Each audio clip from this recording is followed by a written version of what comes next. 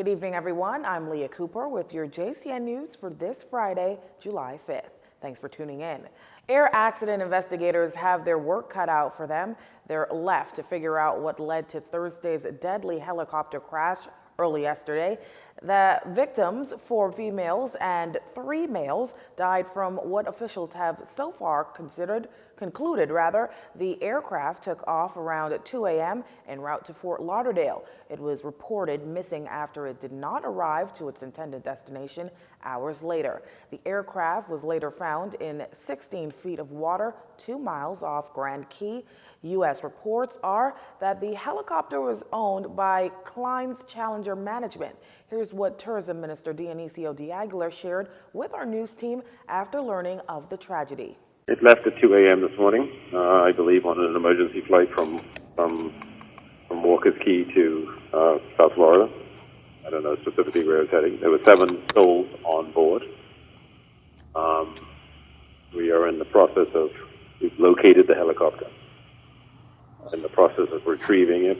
Now, local officials have not released any details about the victims, but U.S. media outlets are reporting that one was 60-year-old American billionaire, preeminent cold producer, benefactor to West Virginia, Chris Klein. Klein died 1 day before his 61st birthday. Klein's attorney has also confirmed that one of the philanthropist's daughters, friends of the family and the pilot were also killed.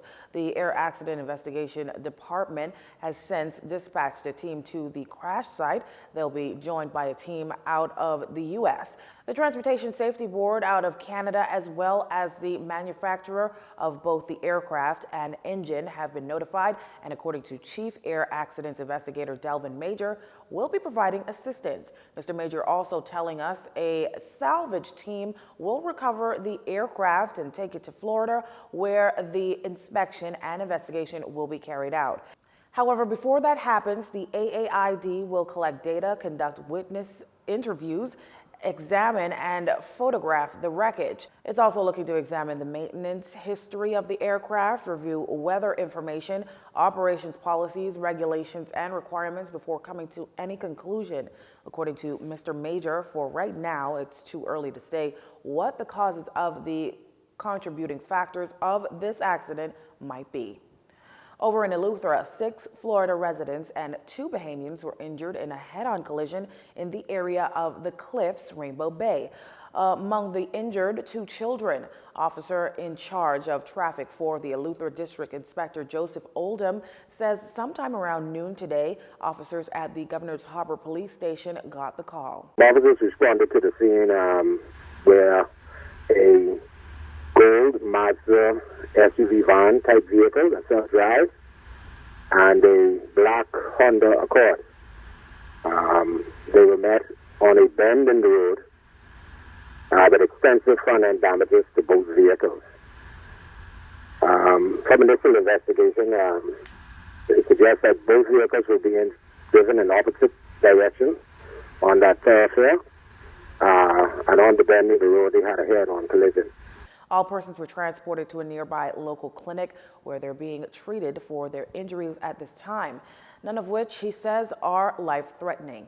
Health Minister Dr. Dwayne Sands also confirming this afternoon's turn of events. All of the victims are stable at this point, and they're being assessed, and a determination made of which, if any of them, will require evacuation from the place. Meantime, just weeks after sharks attacked and killed a 21-year-old woman snorkeling off Rose Island, authorities are reporting a shark bite on Guana Key. The victim, a 32-year-old Fort Lauderdale resident, was at the time snorkeling in waters off Nippers Beach.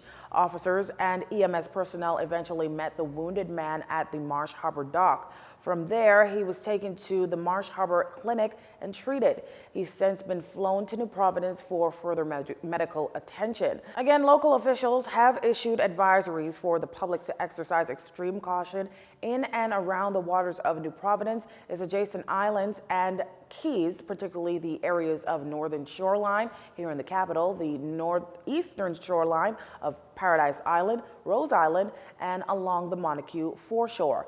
If a shark is seen in the swimming area, be sure to leave the water and in no circumstances molest or play with the animal. It's also important to keep in mind that if injured and bleeding while in the water, leave, as sharks are attracted to blood. You're watching JCN News. Stay with us. This segment of the news was brought to you by Alive.